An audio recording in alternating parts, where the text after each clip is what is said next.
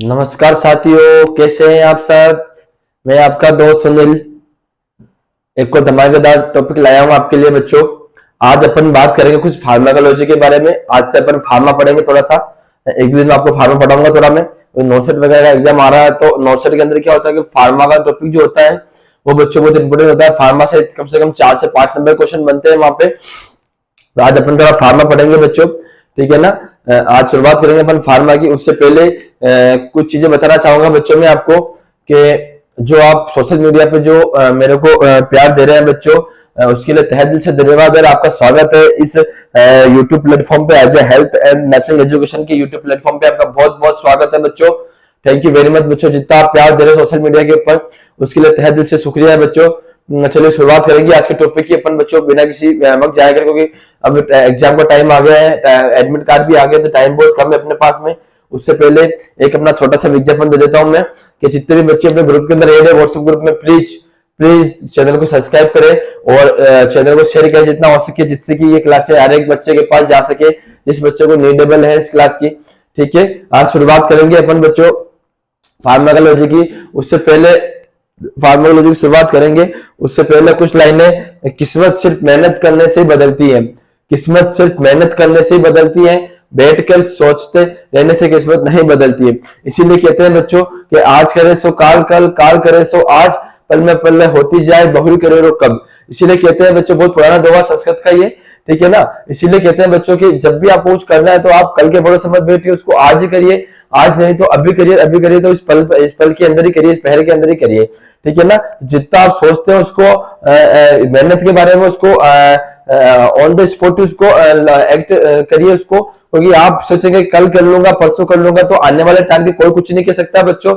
इसीलिए जितनी मेहनत करनी है आपको आज ही करिए। उससे पहले कि आपका आने वाला टाइम कुछ कह के नहीं आता है। जो आपके पास टाइम है वो आपका टाइम है, इसीलिए जितनी मेहनत कर सकते हो उस टाइम की तरफ जी तोड़ मेहनत करिए, जिससे कि आप सफलताओं को अपने मेहनत की बुलंदियों को हासिल कर सके बच्चों। चलिए शुरुआत करेंगे आज फार्माकोलॉजी की। उससे पहले दो लाइनें अपने माता पिता के लिए बोलना चाहूंगा बच्चों। जब आप पैदा हुए थे, जब आप बोल नहीं सकते थे, जब आप पैदा हुए थे, जब आप बोल नहीं सकते थे, उस टाइम भी आपके माता पिता आपसे बोलते थे लाड करके, क्योंकि उनको आपसे बातें करनी थी, आपसे बोलना था, आपको दुनिया के अंदर बोलना चलना फिरना सिखाना था। लेकिन अब आप बोल सकते हो फिर भी अपने माता पिता से नहीं बोलते हो, तो ये कैसी कर्तव्य है बच्चों कि जब आप बोल सकते हो फिर भी अपने माता पिता से नहीं बोल रहे हो। तो ऐसा ना करें बच्चों, हमेशा माता पिता का आदर सम्मान करें बच्चों, ठीक है ना। हमेशा उनकी इज्जत करे, हमेशा उनको टाइम दे। आज की भागदौड़ भरी जिंदगी के अंदर कुछ बच्चे हो सकते हैं टाइम नहीं दे पाते अपने माता पिता को, लेकिन हमेशा उनको टाइम दे। चाहे आप दूर हो, अपने घर से दूर हो सकता है इकोनॉमिक स्थिति सही नहीं है, आप कहीं बाहर कमा रहे हो, अर्निंग पॉइंट आपका बाहर सोर्स है वहां पे, तो आप वहां जाके अपने माता पिता फोन पे, आजकल तो सोशल मीडिया बहुत चल गया, तो सोशल मीडिया के थ्रू माता पिता से हमेशा कनेक्ट है, उनसे कभी दूर ना हो, कभी उन्हें एहसास नहीं होना दे कि उनका बेटा उनसे दूर हो गया है। ठीक है, चलिए शुरुआत करते हैं आज के टॉपिक की बच्चों, धमाकेदार टॉपिक की। आज का टॉपिक जो होगा बच्चों वो होगा फार्माकोलॉजी। आज अपन शुरुआत करेंगे फार्मा की, तो बात करेंगे फार्मा के बारे में, ठीक है ना। थोड़ा फार्मा पढ़ाऊंगा बच्चों, दिन आपको मैं पॉइंट ऑफ एग्जाम और पॉइंट ऑफ व्यू की बहुत इंपॉर्टेंट टॉपिक होता है फार्माकोलॉजी, ठीक है। आज अपन शुरुआत करते हैं फार्माकोलॉजी की। चलिए हेडिंग डालना आप।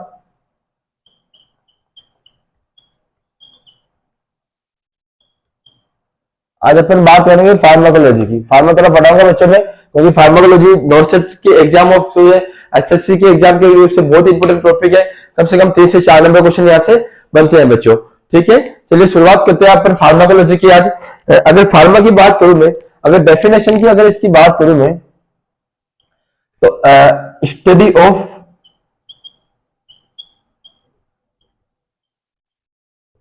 Any drug, study of any drugs drugs action, mode of उसका mechanism,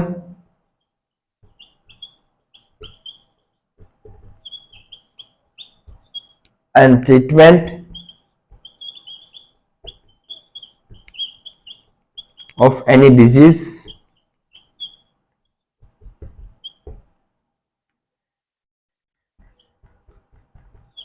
toxicity, overdose, etc. This branch called pharmacology. ठीक है बच्चों, अगर बात करूं मैं फार्माकोलॉजी की, तो फार्माकोलॉजी एक ब्रांच है जिसके अंदर ड्रग्स के ट्रीटमेंट, एक्शन के बारे में, मैकेनिज्म के बारे में, किसी डिजीज के ट्रीटमेंट के बारे में, टॉक्सिसिटी, ओवरडोज के बारे में सब अपन वहां पर स्टडी करते हैं, उसको अपन फार्माकोलॉजी कहते हैं बच्चों। ठीक है बच्चों, उसको अपन फार्माकोलॉजी कहते हैं। अगर बात करूं मैं फार्माकोलॉजी की, तो फार्माकोलॉजी नोट करना बच्चों, किसी ड्रग का एक्शन होता है, उसका मैकेनिज्म होगा कि मोड ऑफ उसका वो एक्शन कैसे करती है बॉडी के अंदर, ठीक है, उसका एक्सलेशन कैसे होता है, उसके ओवरलोड कैसे होता है, टॉक्सिसिटी बॉडी की कैसे होती है, तो वहां पे अपन सारी स्टडी करते हैं बच्चों, ये नोट कर लेना। इसके बाद आगे बढ़ता हूं मैं, इसके बाद में बात करते हैं अपन, अगर आगे बात करूं फार्माकोलॉजी की में, तो इसके कुछ इसका जो जनक होता है फार्माकोलॉजी का, फादर ऑफ जो फार्माकोलॉजी होता है, अगर उसकी बात करूं मैं, नोट करना बच्चों, इंपोर्टेंट क्वेश्चन है, आपका पूछा सकता है एग्जाम के अंदर। फादर ऑफ फार्माकोलॉजी, मानता हूं बच्चों मेरे पास सुख सुविधाएं नहीं है, क्योंकि मैंने बहुत सारे मैं अपनी वीडियो शेयर करता हूं ना, तो जिसके पास भी शेयर करता हूं उनमें से बहुत सारे स्टूडेंट है या बहुत सारे मेरे सीनियर है, उन्होंने मेरे को बहुत सारी अपनी एक्सपीरियंस शेयर किया है, और कुछ सीनियर तो ऐसे हैं जिन्होंने शुरुआत की थी यूट्यूब चैनल के ऊपर, उनके पास सुख सुविधा नहीं होने के कारण उन्होंने वापस यूट्यूब चैनल बंद कराए, चाहे उनके पास नॉलेज बहुत सारा हो, लेकिन उनके पास पैसों की कमी, इकोनॉमिक स्थिति सही नहीं होने के कारण, अच्छी क्लियरिटी के कारण, अच्छी वॉइस के कारण उन्होंने अपनी सारी सुविधाएं बंद, यूट्यूब चैनल बंद कर दिया, वापस वो कंटिन्यू नहीं रख पाए। लेकिन वादा करता हूं दोस्तों आपसे, अपना यूट्यूब चैनल कभी बंद नहीं होगा, अपन कंटिन्यू स्टडी करेंगे, चाहे मेरे पास जो सुविधा है उसके अकॉर्डिंग मैं पढ़ाऊंगा, लेकिन आपको पढ़ाऊंगा जरूर बच्चों में, इसीलिए प्लीज वीडियो को जितना हो सके शेयर करें, आज नहीं तो कल अपन एक दिन जरूर सक्सेस को हासिल करेंगे, क्योंकि मेहनत करने वालों की कभी हार नहीं होती है, मेहनत करने वालों की कभी हार नहीं होती है, और जो हौसले रखते हैं उड़ानों के, जो हौसले रखते हैं उड़ानों के, इस दुनिया में एक ना एक दिन जरूर उड़ते हैं अपने हौसलों की पंखों के साथ में, अपने हौसलों की पंखों के साथ में। इसीलिए हमेशा मेहनत करते हुए बच्चों कभी डिसमोटिवेट ना हो, अपने आप को मोटिवेट रखें। और आपको अगर सफल होना ना बच्चों, अगर आपको सक्सेस पानी है ना, तो आप अपने कंफर्ट जोन से बाहर निकलिए, कंफर्ट जोन से बाहर निकल के मेहनत करिए, ये नहीं कि आप कंफर्ट होकर मेहनत करें तो उसका मजा नहीं आएगा बच्चों, ठीक है ना। अगर बात करो फादर ऑफ फार्माकोलॉजी की, तो इसका फादर ऑफ फार्माकोलॉजी जो होता है स्किमबर्ग। क्या होता है? स्किमबर्ग। नोट करना बच्चों, बहुत इंपॉर्टेंट क्वेश्चन है बच्चों, यहां से क्वेश्चन आ सकता है। अगर बात करें फादर ऑफ फार्माकोलॉजी की, तो वो होता है वो स्किमबर्ग। क्या होता है? स्किमबर्ग। अंडरलाइन कर लेना बच्चों, इंपोर्टेंट क्वेश्चन है, आ सकता है एग्जाम के अंदर, ठीक है। फादर ऑफ फार्माकोलॉजी की बात करूं तो इसको बोलते हैं पर स्किमबर्ग। और वही अगर मैं बात करूं आपके सामने फादर ऑफ इंडियन फार्माकोलॉजी, क्या बात करूंगा मैं?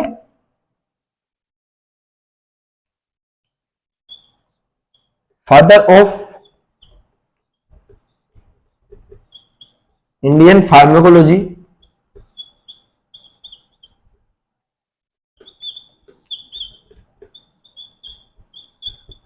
अगर इसकी बात करूं मैं, फादर ऑफ इंडियन फार्माकोलॉजी की अगर बात करूं मैं, तो बहुत ही फेमस नाम होता है रामनाथ काका।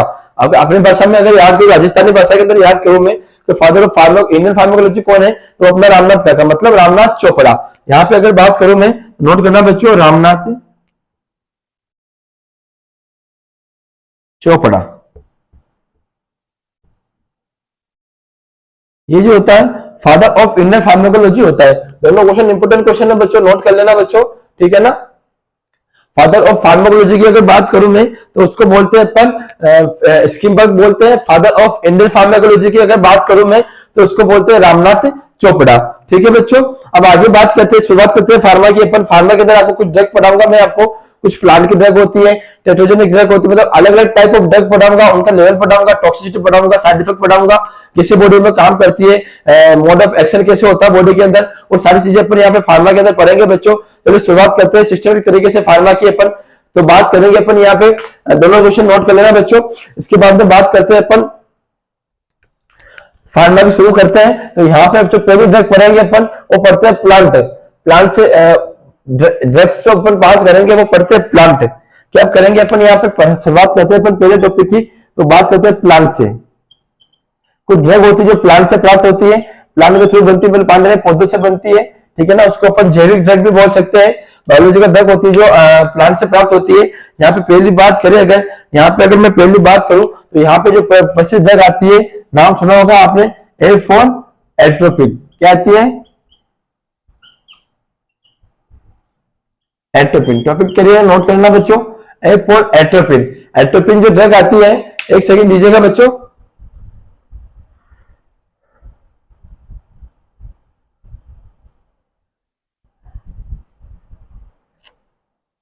एट्रोपिन की बात करेंगे अपन। एट्रोपिन के अगर बारे में बात करूं मैं, तो एट्रोपिन जो होता है बच्चों माफ करना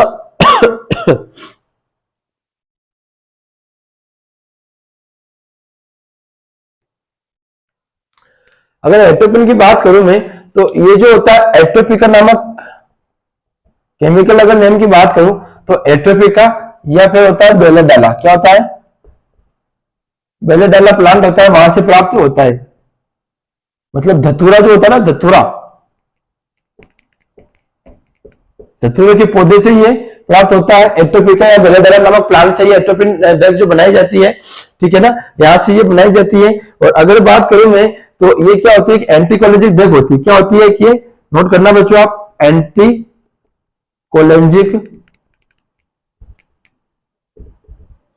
ड्रग होती है, ठीक है ना, एंटीकोलिजिक ड्रग होती है बच्चों। अगर बात करूं एट्रोपिन की, तो एट्रोपिका या बेलेडाला प्लांट से प्राप्त होती है। एंटीकोलिजिक इसका एक्शन होता है ड्रग का। और अगर मैं बात करूं इसकी, तो ये क्या करती है, अपन इसको एट्रोपिन जो देते हैं अपन, वो देते हैं इंफीरियर वाल एमआई के अंदर। इसलिए देंगे उसको टू इंक्रीज हार्ट रेट। तो इंक्रीज हार्ट रेट एक्चुअल में होता है क्या इंफीरियर वाल एमआई के अंदर? यहाँ पे जब इंफीरियर वाल एमआई आता है ना, तो इंफीरियर वाल एमआई के अंदर क्या होता है, जो इंफीरियर बॉर्डर ऑफ जो हार्ट की जो होती है ना, उसको सप्लाई, ब्लड सप्लाई जो करती है ना, नोट करा सभी बच्चों, यहाँ पे जो ब्लड सप्लाई करती है वो वेगस नर्व करती है। क्या करती है? ब्लड सप्लाई जो करती है वो करती है vagus nerve, sorry nerve supply, nerve डालना इसको, सॉरी नर्व सप्लाई जो करती है वेगस नर्व करती है, ठीक है। वेगस नर्व भी इसको मेंटेन करती है उसके हार्ट रेट को, ठीक है। तो यहाँ पे क्या होता है कि वेगस नर्व जब एम्फेबार एमआई आता है, क्लॉट जमता है, यहाँ पे ब्लड सप्लाई बंद होती है कुछ टाइम के लिए, ठीक है ना। तो वेगस नर्व क्या होती है? सप्रेस होती है। यहाँ पे क्या होती है? सप्रेस होती है। और इससे रिजल्ट में देखने को मिलता है ब्रेडिकार्डिया। क्या देखने को मिलता है? ब्रेडिकार्डिया देखने को मिलता है। एक मात्र एमआई होती है, नोट कर लेना बच्चों एक बार। एमआई के अंदर भी सारे एमआई के अंदर सारे जो एमआई होते हैं, अब नोट करना बच्चों, थोड़ा यहाँ बिठा रहा हूं मैं आपको, ये नोट कर लिया आपने। सारे एमआई जो होता है वहां पे टैकीकार्डिया देखने को मिलता है, लेकिन नोट करना all type of MI,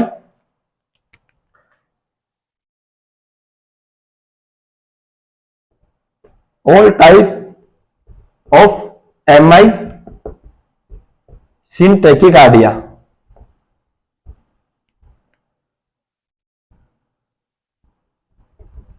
but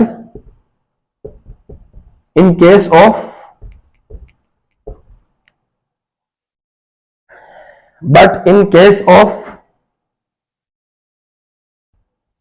inferior wall MI,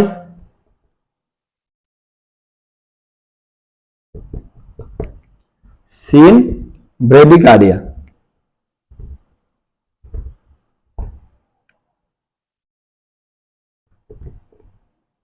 Due to vagus nerve stimulate.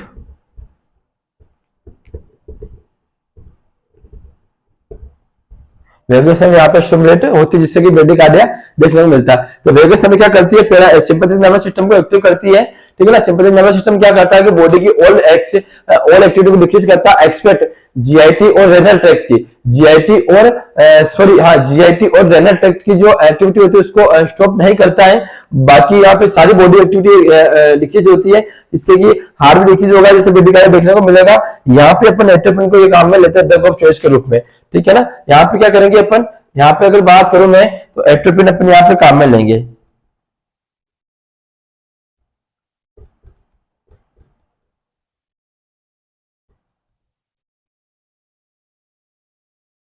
ठीक है।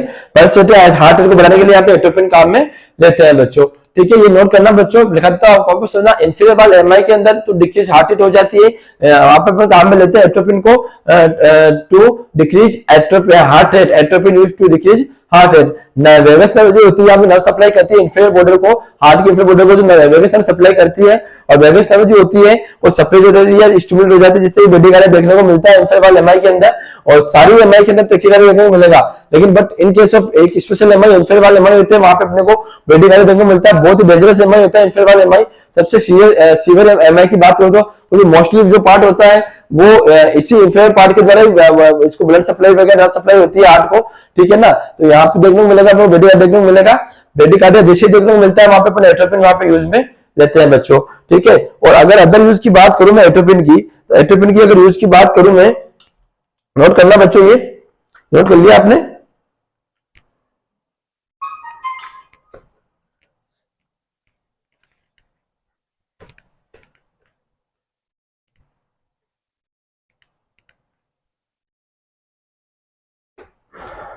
अगर बात करूं मैं एट्रोपिन की अदर यूज की, तो एट्रोपिन का जो अदर यूज होता है, नोट करना बच्चों, एट्रोपिन अदर यूज, ये क्या क्या क्या काम करती है? एक तो हार्ट रेट को बढ़ाती है, पल्स को बढ़ाएगी, ठीक है। इसके एंटीकोलिनर्जिक इससे बोलते हैं क्योंकि सीक्रेशन जो होते हैं उसको बॉडी सीक्रेशन को कम करती है। ठीक है, बॉडी सीक्रेशन को कम करती है। पीपल डायलेटर होती है, पीपल को डायलेट करके रखती है। ठीक है, पीपल डायलेटर होती है, हार्ट रेट को बढ़ाती है, सीक्रेशन को डिक्रीज करती है। ये तो इसके सब फंक्शन होते हैं बच्चों, ये नोट कर लेना आप। ठीक है, ये नोट कर लेना पिन पॉइंट पीपल को। अब अगर मैं बात करूं यहाँ पे, अगर इसकी बात करूं मैं, ये तो इसके अदर यूज हो गए। ठीक है, और अगर बात करूं मैं एंटीडोट ऑफ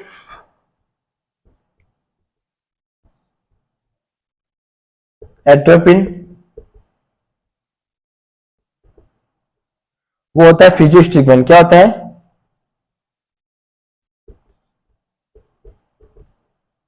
बताया था मैंने, पिछले एक शॉर्ट वीडियो बनाया था मैंने इसके फार्मा के ऊपर।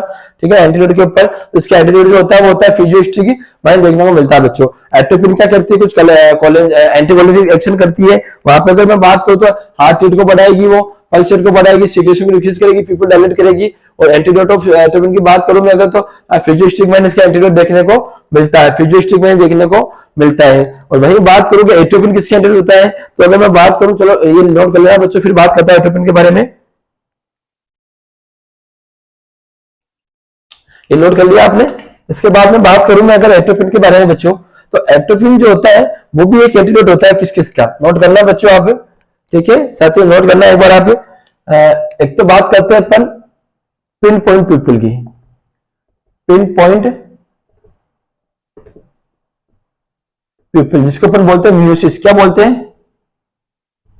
म्यूसिस इसको बोलते हैं। ठीक है, म्यूसिस हो गया। एक बात करते हैं ऑर्गेनोफॉस्फोरस,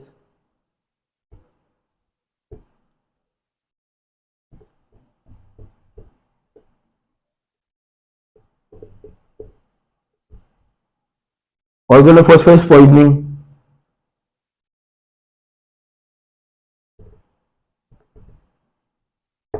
ऑर्गेनोफॉस्फोरस पॉइजनिंग हो गया।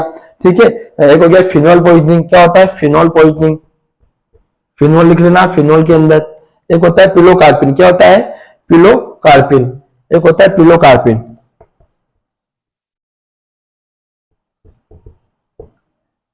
इन सब की अगर बात करूं मैं, तो इन सबका एंटीडोट होता है all antidote is, all antidote is, क्या होता है? इन सबका एंटीडोट की अगर बात करूं मैं, यहाँ पे अगर बात करूं पिन पॉइंट पीपल की, म्यूसिस की बात करूं, ऑर्गेनोफॉस्फोरस पॉइजनिंग की बात करूं, फेनोल की बात करूं, पिलोकार्पिन की बात करूं, तो यहाँ पे जो पिलोकार्पिन एक ड्रग होती है बच्चों, ठीक है ना, जो अपन मोस्टली ग्लूकोमा के अंदर काम में लेते हैं। ड्रग ऑफ चॉइस की ओवरऑल की अगर बात करूं मैं, ग्लूकोमा दो तरह का होता है, ओपन और क्लोज एंगल, उनका ड्रग ऑफ चॉइस अलग अलग होता है। और अगर ओवरऑल ग्लूकोमा की बात करूं मैं, तो हम pilocarpine upon drug of choice के रूप में देते हैं। अगर बात करूं एंटीडोट की, तो एंटीडोट जो होता है वो होता है एट्रोपिन। क्या होता है? एट्रोपिन। अगर सारी बात करूं मैं इनकी, तो वो होता है एट्रोपिन अपने को देखने को मिलता है बच्चों। ठीक है, पिलोकार्पिन हो गया है, फिनोल हो गया है। इसके बाद में अगर बात करूं मैं यहाँ पे, तो यहाँ पे ये देखने को मिलता है। ठीक है बच्चों, ये आपका एट्रोपिन कंप्लीट हुआ बच्चों। जो था आपने पढ़ा एट्रोपिन के बारे में, एट्रोपिन शायद आपको समझ में आया होगा बच्चों। इसके बाद में अगर बात करूं मैं आगे, अगर आगे बात करूं बच्चों में, अब दूसरी ड्रग के बारे में बात करते हैं। ये आप नोट कर लेना बच्चों आराम से। ठीक है,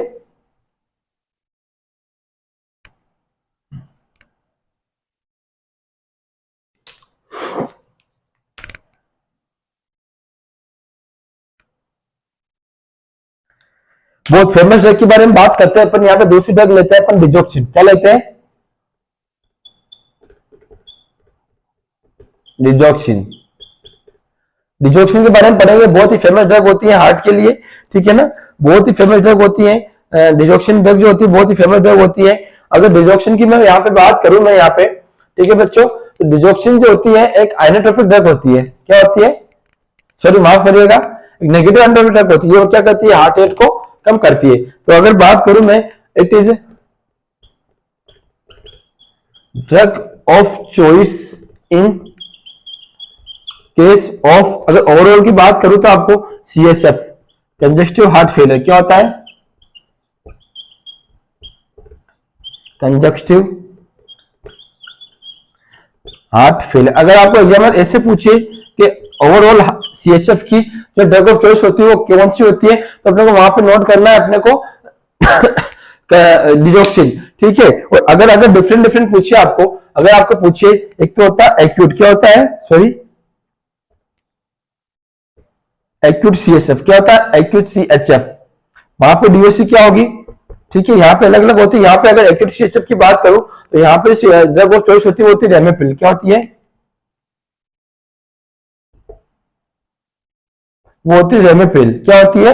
रेमेपिल देखने को मिलती है। ठीक है, अगर बात करूं मैं एक्यूट कंजेस्टिव हार्ट फेलियर की, तो वहां पे ड्रग ऑफ चॉइस होती है, वो होती है रेमेपिल।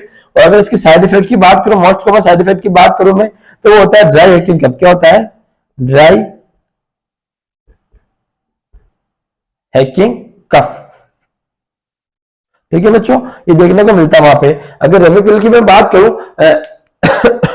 अगर रेमिपिल की मैं बात करूं तो ये होता है, रेमिपिल की बात करूं तो ये होता है एसी इनहिबिटर। क्या होता है? ACE inhibitor. इसकी अगर इसकी क्वालिटी की बात, ड्रग की अगर मैं क्लासिफिकेशन की बात करूं तो ये एसी इनहिबिटर होता है। ठीक है, ये सारे हार्ट के अंदर पढ़ाऊंगा आपको, हार्ट के अंदर कौन कौन सी ड्रग काम में लेते हैं अपन। ठीक है ना, तो यहाँ पे आप थोड़ा नोट कर लेना कि एक्यूट CSF की अगर बात करूं DOC की, तो रेमिपिल होता है। रेमिपिल का साइड इफेक्ट जो होता है वो होता है ड्राई हैकिंग कफ देखने को मिलता है बच्चों। ड्राई हैकिंग कफ देखने को मिलता है बच्चों। ठीक है, इसके बाद में अगर बात करूं मैं आपसे, अगर बात करूं मैं इसके बाद में कि क्रोनिक CSF के अंदर DOC कौन होता है, क्रोनिक CSF के अंदर DOC कौन होता है, तो वहां पे हमें देखने को मिलता है डिजोक्सिन। क्या देखने को मिलेगा? डिजोक्सिन। डिजोक्सिन होता है। ठीक है, क्रोनिक CSF के अंदर अगर DOC की बात करूं मैं, तो वहां पे डिजोक्सिन देखने को मिलता है बच्चों। ये नोट कर लेना बच्चों। फिर आगे बढ़ते हैं अपन एक सेकंड के लिए। अगर डिजोक्सिन की बात करूं तो ये काम कैसे करता है, अब नोट करना आप इसका थोड़ा फंक्शन कैसे करता है बॉडी के अंदर ये डिजोक्सिन की। अगर मैं बात करूं ये फंक्शन जो होता है, ये क्या करता है? हार्ट को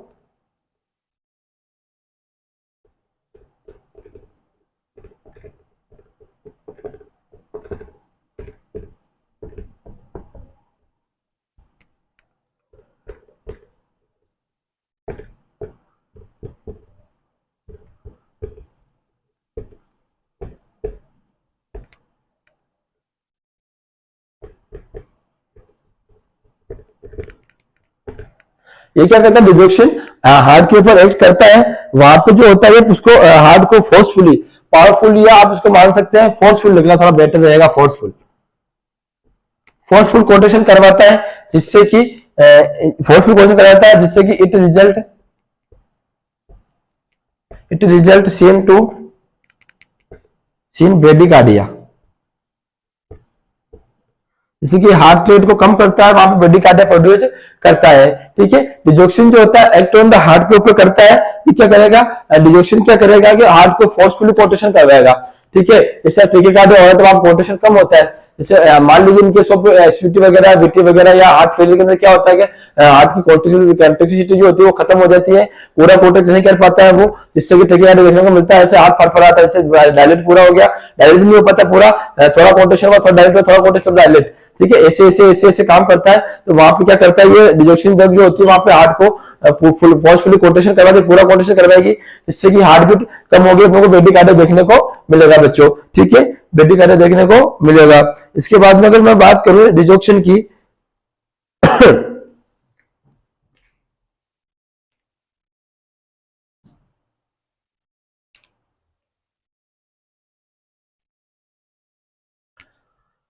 अगर इसके नॉर्मल लेवल की अगर बात करूं मैं डिजोक्सिन की, तो नॉर्मल लेवल जो होता है इसका बच्चों नोट करना आप 0.22 सॉरी 0.62 2.0। ठीक है, 2.0 शायद जो इसका जो वो होता है, इसको मुझे जो कहते हैं नैनोग्राम में कहते हैं, नैनोग्राम पर लीटर। ठीक है, ये इसका नॉर्मल लेवल देखने को मिलता है 0.6 से 2.0 तक नैनोग्राम का जब देखने को मिलता है। अगर बात करूं मैं इसके साइड इफेक्ट की, तो होता है एक तो हेपेटाइट का देखने को मिलेगा, हेपेटाइट एंड एक तो लॉस ऑफ हेपेटाइट देखने को मिलता है, लॉस ऑफ हेपेटाइट देखने को मिलता है, जिसको अपन एनोरेक्सिया बोलते हैं। क्या बोलते हैं, एनोरेक्सिया। एनोरेक्सिया देखने को बोलता है। और अगर मैं बात करूं एक और साइड इफेक्ट होता है जेंथोमिया। क्या होता है, नोट करना, जेंथोमिया। जेंथोमिया की अगर बात करूं मैं, एक आई डिजीज होती है, एक कलर एक विजन रिलेटेड डिसऑर्डर होता है। यहाँ पे क्या होता है, ग्रीन विजन होता है। क्या होता है, सब चीजें अपने को हरी हरी दिखती है यहाँ पे। ठीक है, उसका मतलब होता है जेंथोमिया। जेंथोमिया की अगर हम बात करें तो उसको बोलते हैं अपन ग्रीन विजन बोलते हैं। ठीक है, ये इसका साइड इफेक्ट होता है, ये इसका साइड इफेक्ट होता है। और अगर बात करूं मैं सीरियस साइड इफेक्ट की, तो वो होता है ब्रेडिकार्डिया। क्या होता है, ब्रेडिकार्डिया, क्योंकि काम इसका एक्शन जो होता है हार्ट रेट को कम करना होता है। और अगर इसकी ओवरडोज हो गई या कंटिन्यू ड्रग चल गई या कोई साइड इफेक्ट हो गया, कॉम्प्लिकेशन हो गया, तो वहां देखने को मिलेगा, अपने को ब्रेडिकार्डिया देखने को मिलता है बच्चों। ये नोट कर लेना एक सेकंड के लिए।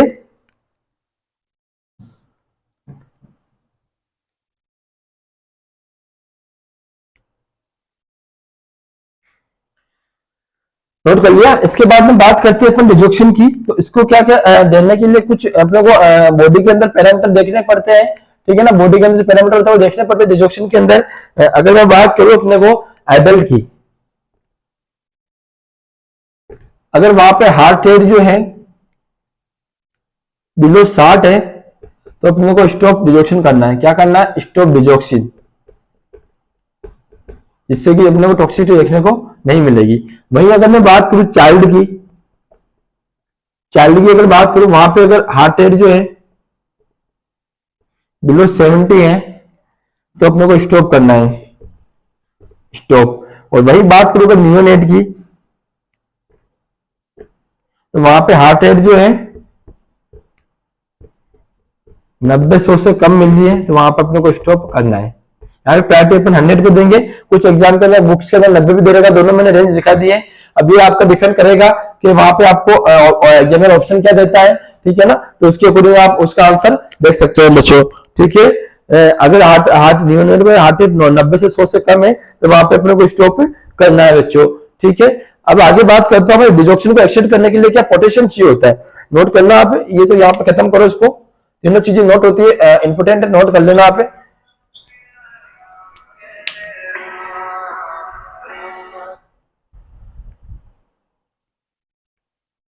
अगर बात करूं मैं यहाँ पे डिजोक्सिन को एक्सलेट करने के लिए, तो नोट करना, पॉइंट लिखना आप,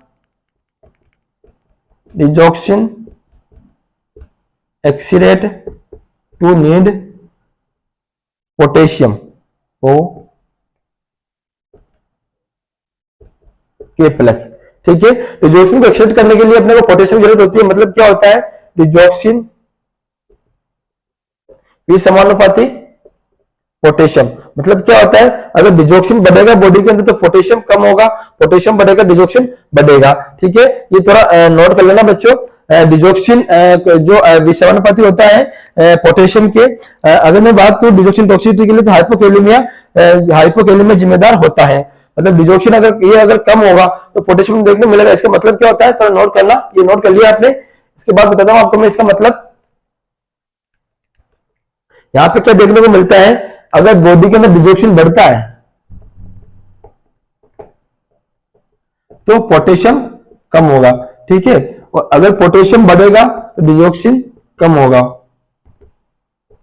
ठीक है, तो इसका मतलब क्या होगा यहाँ पे, अगर शुरुआती फेज की अगर बात करूं मैं आपके सामने, अगर मैं स्टार्टिंग में बात करूं तो डिजोक्सिन की टॉक्सिसिटी के लिए हाइपोकैलेमिया रिस्पॉन्सिबल होता है। तो नोट करना आप, डिजोक्सिन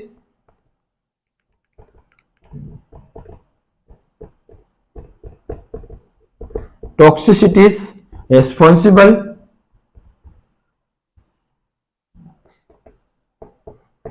is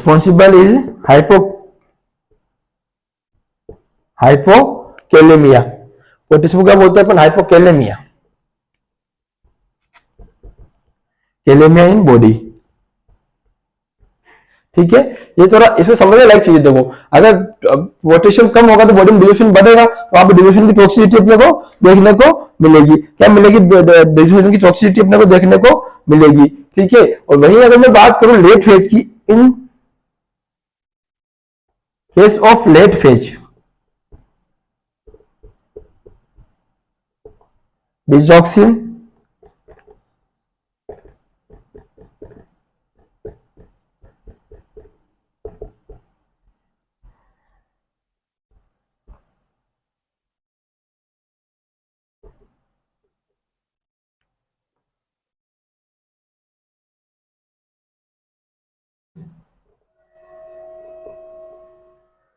अगर मैं बात करूं डिजोक्सिन की टॉक्सिसिटी की, अगर लेट फेज की बात करूं मैं, मतलब लेटर फेज के अंदर डिजोक्सिन की बात करूं बॉडी के अंदर, डिजोक्सिन वहां पे बढ़ गया है। ठीक है, डिजोक्सिन वहां पे बढ़ गया है, बहुत ज्यादा बढ़ गया है, तो वहां पे हाइपरकैलेमिया देखने को मिलेगा। क्योंकि वहां पे क्या होता है, इससे बाद में फिर डिजोक्सिन बढ़ गया, फिर अपर करके पोटेशियम वहां पे डिक्रीज होता है, पोटेशियम पहले कम होता है, लेकिन इन केस ऑफ ब्लड में बहुत ज्यादा टॉक्सिसिटी बढ़ गई है वहां पे। ठीक है, तो वहां पे लेट फेज के अंदर पोटेशियम कैल्शियम अपने को पोटेशियम भी अपने को बढ़ा हुआ देखने को मिलेगा। इसलिए हाइपरकैलेमिया जो होता है वो भी जिम्मेदार होगा कि ज्यादा अगर कैल्शियम बढ़ गया तो वहां पे भी अपन डिजोक्सिन एक्सक्रीट नहीं हो पाएगा, बॉडी से एक्सक्रीट आउट नहीं हो पाएगा। इसलिए भी वहां पे अपने को हाइपरकैलेमिया के कारण भी अपने को डिजोक्सिन टॉक्सिसिटी देखने को मिल सकती है बच्चों। ठीक है, ये नोट कर लेना, दोनों पॉइंट नोट कर लेना। अर्ली फेज के अंदर टॉक्सिसिटी की बात करूं अगर मैं, तो वहां पे जो होता है हाइपरकैलेमिया रिस्पॉन्सिबल होता है। ठीक है, अगर लेट फेज की बात करूं डिजोक्सिन टॉक्सिसिटी, तो उसके लिए रिस्पॉन्सिबल होता है हाइपरकैलेमिया, पोटेशियम का बढ़ा हुआ लेवल उसके लिए रिस्पॉन्सिबल होता है। ठीक है, अगर बात करूं आगे बात करते हैं डिजोक्सिन के बारे में, ये नोट कर लेना बच्चों। एक पॉइंट और लिखना डिजोक्सिन के बारे में। यहाँ पे डिजोक्सिन को जो होता है अपन देते हैं वो डायरेक्ट थेरेपी के साथ में नहीं देते। क्यों नहीं देते, नोट करना आप।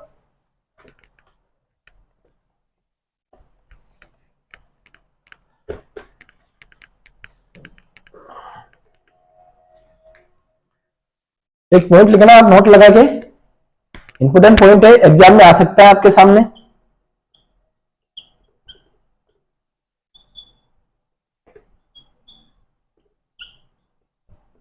Digoxin is not given with diuretic therapy, diuretic drug, because diuretic क्या काम करती है वहां पे, डायूरेटिक इज कॉज हाइपोकैलेमिया। क्या करती है, हाइपोकैलेमिया। ठीक है बच्चों, ये नोट कर लेना आप। Digoxin is not given with diuretic therapy because diuretic therapy is cause hypokalemia. Diuretic therapy क्या काम करती है वहां पे, हाइपोकैलेमिया कॉज करती है, इसलिए अपन वहां पे डिजोक्सिन को नहीं देते। अगर हाइपोकैलेमिया होगा तो बॉडी में क्या होगा, अगर हाइपोकैलेमिया होगा बॉडी में डिजोक्सिन टॉक्सिसिटी देखने को मिलेगी। क्या मिलेगी, डिजोक्सिन टॉक्सिसिटी देखने को मिलेगी। ठीक है, और फिर वहां पे ब्रेडिकार्डिया वगैरह, जेंथेमिया वगैरह, एनोरेक्सिया वगैरह देखने को वहां पे मिलेगा बच्चों। ठीक है, ये आपका डिडक्शन पूरा कंप्लीट हुआ बच्चों, ये नोट कर लेना आप। एक सेकंड बताओ, नोट कर लीजिएगा, फिर आगे बढ़ते हैं अपन। अब बात करते हैं अपन तीसरी ड्रग की, लिथियम के बारे में। ड्रग होती है, इसके साथ ही लिथियम डिडक्शन दोनों साथ में चलते हैं, ठीक है ना। तो बात करते हैं अपन लिथियम के बारे में। क्या बात करेंगे अपन अब लिथियम के बारे में।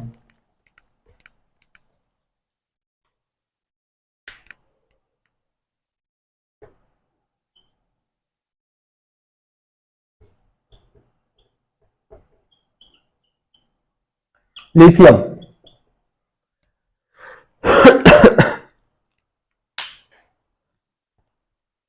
अगर बात करूं लिथियम की, तो एक एंटीसाइकोटिक ड्रग होती है। क्या होती है? इट इज ए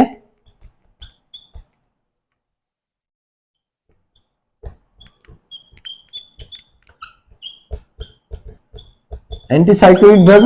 क्योंकि देखो एंटीसाइकोटिक इसलिए बोल रहा हूं उसको मैं, एक ये एंटीसाइकोटिक ड्रग होती है, इसको इसलिए एंटीसाइकोटिक बोल रहा हूं क्योंकि अपने साइकोलॉजी में क्या होता है, दो तरह के डिसऑर्डर होते हैं। एक तो होता है न्यूरोटिक डिसऑर्डर, एक होता है साइकोटिक डिसऑर्डर। न्यूरोटिक डिसऑर्डर के अंदर क्या होता है कि इंसाइट प्रेजेंट रहती है, और साइकोटिक के अंदर इंसाइट प्रेजेंट नहीं रहती, वहां पर उसको पूरा पर पागल बोलते हैं, ठीक है ना। तो इसीलिए यहाँ पे जो ये जो इस दवा का जो अपन काम में लेते हैं, वो एक साइकोटिक डिसऑर्डर के अंदर काम में लेते हैं। यहाँ पे जब अपने को देखने को मिलेगा, अगर इसके नॉर्मल लेवल की बात करूं मैं,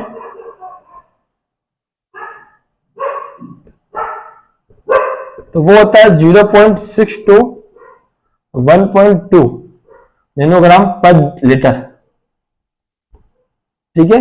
ये इसका नॉर्मल लेवल अपने को देखने को मिलता है। बहुत इंपॉर्टेंट है ये क्वेश्चन, नोट कर लेना आप बच्चों, क्योंकि पूछा जाता है एग्जाम के अंदर लिथियम और डिजोशन का नॉर्मल लेवल।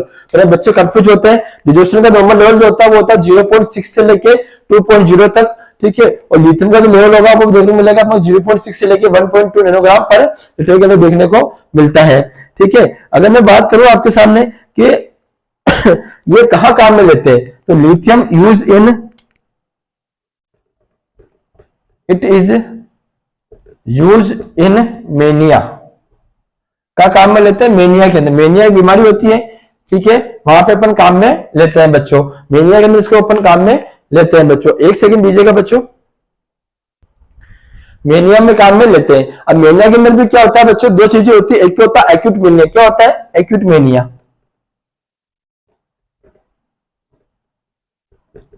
और एक होता है क्रोनिक मेनिया। क्या होता है?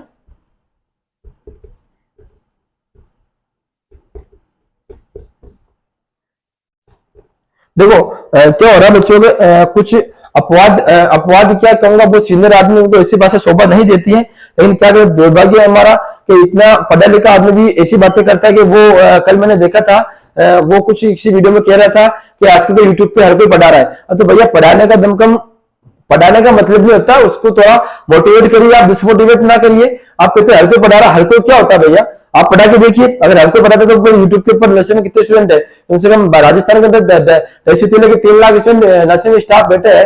अगर वो फ्री बैठे हैं, वो पढ़ाना चाहते तो कोई भी पढ़ा सकता है। पढ़ाने के लिए भैया थोड़ा नॉलेज होना चाहिए, ठीक है ना। मानता हूं आपके नॉलेज ज्यादा है, लेकिन हमारे अंदर पढ़ाने की जो इच्छा शक्ति बहुत ज्यादा है, ठीक है ना। आपको उस चीज का घमंड है कि आप यूट्यूब के ऊपर बहुत अच्छे पढ़ाते हैं, अच्छा पढ़ाते हैं, आपके पास सारी सुख सुविधाएं, डिजिटल बोर्ड है, ऑनलाइन सेटअप पूरा जमा हुआ है, कैमरा क्वालिटी अच्छी है। लेकिन एक चीज नोट करना, एक चीज याद रखना कि भाई कि जिस दिन सितारे चमकते हैं ना, जिस दिन सितारे चमकते हैं ना, उस दिन सारे दूसरे सितारे गजिश में आ जाते हैं, ध्यान रखना।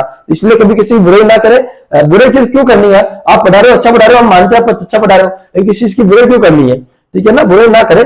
उनसे एक गुजारिश है, गुजारिश करूंगा मैं उनसे, बड़े भाई है मेरे, तो उनसे थोड़ा नाराज भी नहीं हूं मैं, लेकिन थोड़ा क्योंकि उनकी मैंने बहुत सारी चीजें देखी है, नाम नहीं लूंगा मैं उस आदमी का, लेकिन वो हमेशा क्या करता है कि दूसरे कोचिंग की बुराई करता है। तो बुराई नहीं करनी है, आप पढ़ा रहे हैं, अच्छा पढ़ाते हैं, मानते हैं, तो दूसरों की बुराई क्यों करते हैं? दूसरों को भी मौका दे पढ़ाने का। अगर बात करें एक्यूट मेनिया की, तो एक्यूट मेनिया के अंदर जो ड्रग ऑफ चॉइस जो होती है, अगर यहाँ पे डीओसी की अगर बात करूं मैं, तो डीओसी जो होती है वो होती है हेलोपेरिडोल। क्या होती है? हेलो पेरिडोल, ठीक है। और यहाँ पे अगर मैं बात करूं, तो यहाँ पे जो ड्रग ऑफ चॉइस होती है इसके अंदर डीओसी जो होती है क्रोनिक मेनिया के अंदर, वो होती है लिथियम। क्या होती है? लिथियम, ठीक है। दोनों क्वेश्चन नोट कर लेना, दोनों क्वेश्चन बच्चों नोट कर लेना। और अगर मैं बात करूं यहाँ पे,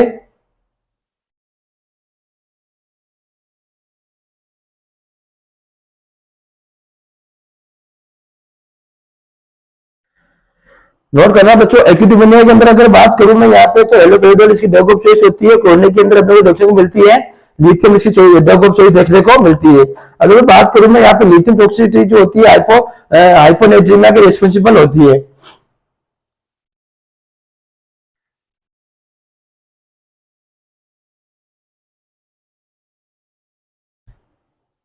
एक चीज नोट करना है यहाँ पे, जो लिथियम जो होता है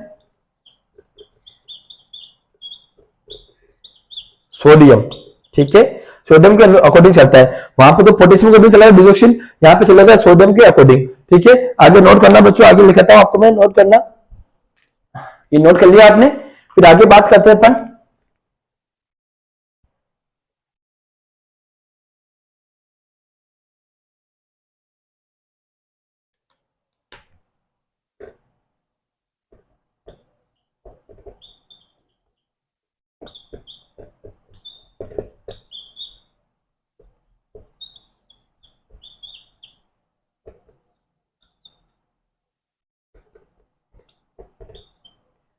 lithium toxicity responsible is hyponatraemia,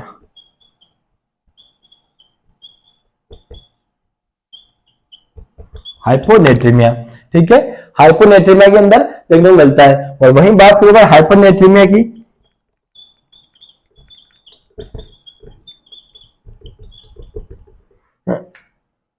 lithium